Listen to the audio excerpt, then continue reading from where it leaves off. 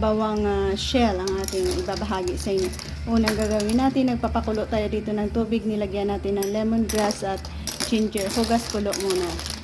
Dahil sa hihigop tayo dito ng masarap na sabaw ng ating shell na ito.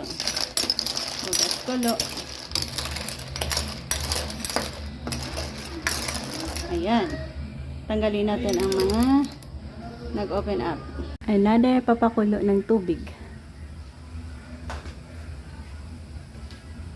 I-add natin ang ginger, kamatis, onion,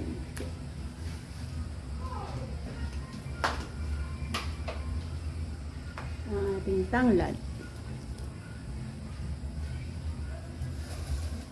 Lagyan din natin ng batuan. Yan ang ating pampaasing. Asin, timplahan na natin. So yan, natikman na natin. And i-add natin ang ating shell. Bakit natin hinugasan? Dahil nakaraang araw nagluto din tayo. May isa tayong sira na puro sand ang kanyang laman. Kaya nasira ang ating sabaw. So ito ay perfectly ito guys.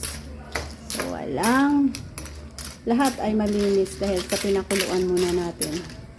So again guys. So thank you again for joining. Namit.